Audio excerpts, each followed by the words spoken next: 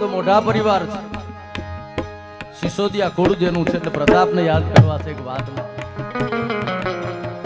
જેની ઉજળી પરંપરા આપણી કહેવત છે કે તાયણો વેલો છે ને એ થડીએ જાય. ઘણા એમ કહે ગેલારામ બાપુ એક વાત યાદ રાખજો, અંદર જે પડ્યું હશે ને એ ગમે તેથી બહાર નીકળશે. મારી પાસે 10 રૂપિયા હોય ને તો હું તમને 10 જ દઈ શકું. મારામાં સુરવીરતા હશે તો જરૂર પડી છે ત્યારે સુરવીરતા નીકળી છે. મારામાં સજનતા હશે તો સજનતા નીકળી છે. મારામાં ભક્તિ હશે તો ભક્તિ નીકળી છે. મારામાં દાતારી હશે તો દાતારી નીકળી છે. આ ખોડિયામાં અખિલ બ્રહ્માંડના માલિકે જે દીધું છે એની નીકળી છે. બાકી આ દુનિયામાં ક્યાંય ઇન્જેક્શન નથી. ક્યાંય હાંભળ્યું કે દાતારીના ઇન્જેક્શન ક્યાંય મળે કે ભાઈ ફલાણે ત્યાંથી ઇન્જેક્શન લઈ આવો તો આપણે કોને મારવા આવી તો ગામને ખબર હોય? જો ઇન્જેક્શન આવતા હોત તો નહીં. અમારો એક દુઓ છે કે જાડવા જેવા જીવને અહીં ટાણા આવે 3, એક મોજ, એક વ્યવહાર ને એક મરણ, બસ આને સાચવી લેજે સાંભળા. 3 ટાણાની વાત થઈ છે. એમાં પહેલી મજા માંગી. આખી દુનિયા જે મજા માટે હેરાન થાય. આ જીવને જોઈએ છે આનંદ, આ જીવને જોઈએ છે મોજ. ક્ષણિક આવે છે વહી જાય છે, આવે છે વહી જાય છે, બસ આ મોજમાં મોજમાં. પણ મોજના તોરા ક્યારે છૂટે ખબર? હવની હારે જ્યારે માણસ ભળી જાય, અનેરો અવસર હોય એ નવસરમાં સામેલ થઈ જાય. આહાડની વાદળી સહી નીકળે, ચેડા હાડી વાદળા કાણો દોવાણા 10 ઓતર રાધે માથે ઉછેડા દરાર જીંગોરિયા મોરલા સાથે વહરી મંડાણી જડી એક રાજા મેઘ રાજા મનાણા હપાટ બ્રહ્માંડ ત્રુટા ઇન્દ્ર પણ તાળા પાણી વાળા હાથી હુંડવાળા નગાવાળા ધક્કાગાળા ફોડી નાખે નદી નાળા હડા માથે જડા ફેલિયા હતો રાદાવાળા ત્રાહે પાડા સરિતા જોલમાં અને પાણી વાળા ખડકારા એકદારા પાટ ઈ લોટલા ગુગવા જણે ગીતરા જકોરા લાગા અને હાગરે મંડપે હાયલા જાનરા સમાજ ચડા હાડી વાદળા કાળા દોવાળા 10 ઓતર આદિ માથે ઈ આહાડની એલી જામે અને મોરલા નાચતા હોય. એમાં ટાણે અમુક મોરલા રીહાય. આપણે એમ જ હોય પ્રસંગ આવે ને તો અમુક રીહાય મોરલા. ત્યારે કવિ કાગ જેવાની નજર પડે અને કવિ કાગ ઈ મોરલા ને કે મોરલા આ આનંદનો અવસર છે, આમાં ભેગો પડી જા. હવની હારે કિલોલ કરી લે, હવની હારે ટહુકા કરી લે. કવિ કાગ લખે છે કે બે ઘડીક નાચી લે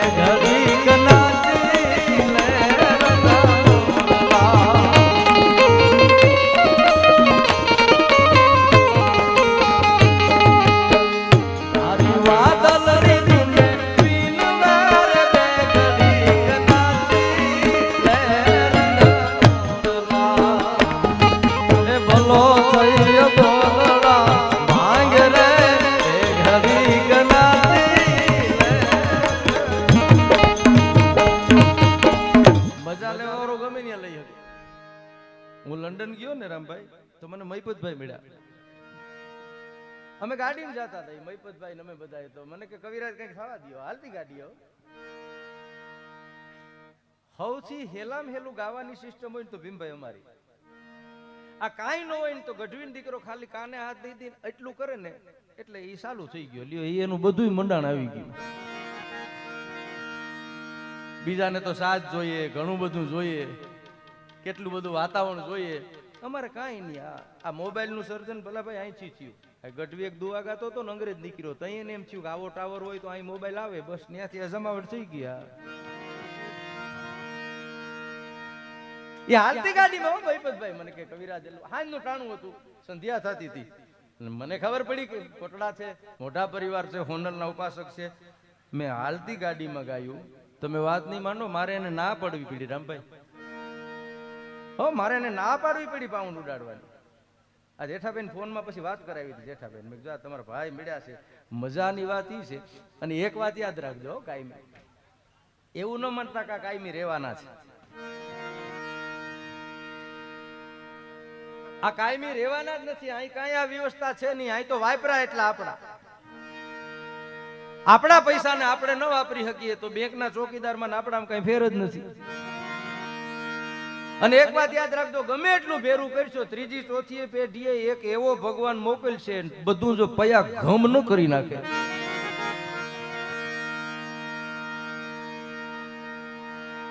એ બાપા હું તો બાર ગામનો છું, એ તમે સમજી લેજો. અમારો ગઢવી એક ગામમાં જતા હતા ને, એમાં સાહેબ 2 જણા ભેગા થઈ ગયા, 2 રેડીઓ. આ ઘડી ખુવાણનો ડાયરો છે ને, બહુ વગાડ્યું હતું, ઘડી આનંદ કરાવું, પછી બધું તમારું ગાય છું. એટલે 2 મોજના તોરા છૂટો ને એમાં ગેલારામ બાપુ ચાંદો હોઈ ગયો. એમાં એક જાણો કે આ સૂરજ છે, ઓલો કે આ ચાંદો. ગઢવી હલવાનો ચાંદો કયો તો સૂરજ વાળાને તકલીફ થાય, સૂરજ કે ચાંદા વાળાને તકલીફ થાય. ગઢવી કે હું તો બાર ગામનો છું ભાઈ, મને ખબર નથી. કે તો તું વયો જા, તને ખબર ન હોય. એમ તમે સમીરભાઈ સમજી લેજો, જેઠાભાઈ ને ભીમભાઈ જે હોય, હું બાર ગામનો છું ભાઈ. આ રૂપિયા જે આપો છો, હું ઘણા માણસો એમ કે તમે એક વાત યાદ રાખજો, હું જે પ્રોગ્રામ કરું છું ને એમાં હું બોલું છું, મને ભગવતીએ જે કઈ આપ્યું છે, પણ હું ધ્યાન એટલું રાખું છું કે સામે બેઠા છે ને એ મારા કરતા વધુ બુદ્ધિશાળી છે. એ ધ્યાનમાં રાખીને જ હું બોલું છું કાયમ. અને એ જ રાખવાનું, એવું નહીં સમજવાનું કે મારામાં જ બુદ્ધિ છે, નહીં. આ કૃષ્ણની ગાથા છે, કૃષ્ણએ આપણને શીખડાવ્યું છે. મને કાગની કડી ગમે સાહેબ.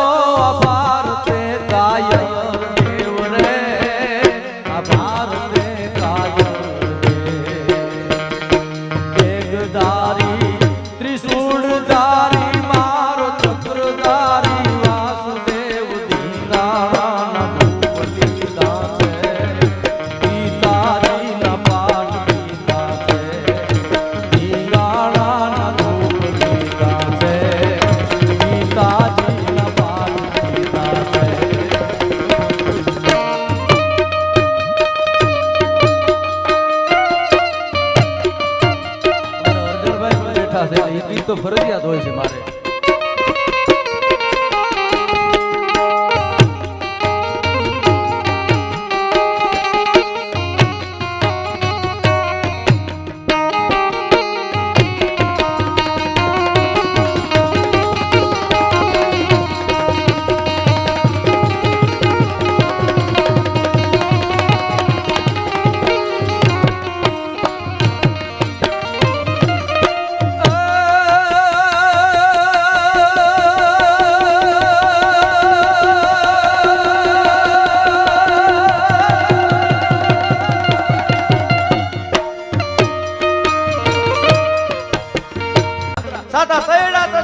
પુરાણા 18 ભારા 18 વનસ્પતિ ઉતારા આદેશ ઓમકાર આદિનાથ પારસ કલ્પસુ દિનસુર દિગપાર સુધી પાણી પવન આકાશ કૈલાસવાસી કુબેર નમસ્કાર બ્રહ્મા ગણેશ શેષ ગગેશ અયોધ્યા મથુરા વાયા કાશી અવંતિકા પુરી મતી દ્વારકા સરસ્વતી ગંગા પાર ગોદાવરી નદી રેવા ગોમતી પ્રાય કાવેરી સરજુ મહીપત્રી કેદાર ચિંતામણી સોમવતી રુદાની સુભદ્રા સતી સાવિત્રી ગાયત્રી અરુતિ સિદ્ધ કામધેનુ અદિતિ રાંદલ દ્રૌપદી કુંતી મારુતિ તારા લોચના પવિત્ર 84 ની ચારણી દેવી છપટકોટી ચામુંડા માતા હિંગળા મોહમાય આશાપુરા અંબિકા કાલિકા નાગનેતી ડુંગરેતી રવેતી ચારકનેતી નમો સુરારાય વાલ્મીક વેદ્યા સુક્તે વસાધાત્રી ગૌતમ શંકાદી ઇન્દ્ર શાલિગ્રામ જમદગ્નિ માનધાતા વિઠ્ઠલ રણછોડરાય રાજારામ વિશ્વામિત્ર જાલંધર મચ્છંદર ગોળક ધુંધરીમલ ચક્રપતિ હજેપાળ ગોળ ચૌબાળ માગણી સાજ બલીલા જજરાળ અને પાબુ ભાલાવાળો હિન્દુઓ શાલિગ્રામ રામદેવ એટલા દેવનો વાસી ગાયના શરીરમાં છે અને જો ગાયને વારી જાય એ ગણતી રૂપના મુઈકા હો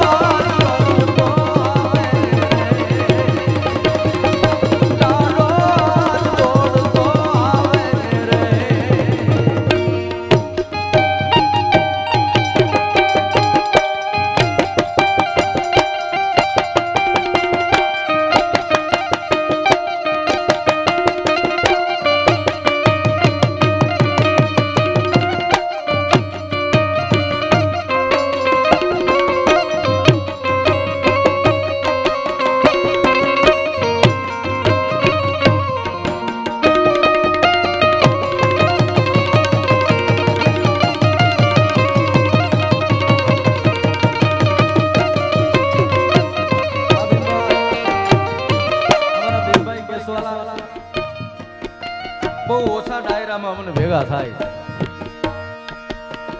પણ ઘણા પ્રોગ્રામમાં એની અર્જનભાઈની જે પરિવારમાંથી એ પણ આવે છે મોટા પરિવાર માં ગંગામાં હોય રામકૃષ્ણ જેવા સુરવીર હોય એમ ભીમભાઈ અને એનો પરિવાર પણ એક ભક્તિની જે ગાથા મને તમને મળી છે એ પરિવારમાંથી આવે છે નિરલાઈના પરિવારમાંથી આવે છે બે ફૂરણા હું માતાજીના નામના એના ચડાવી દઉં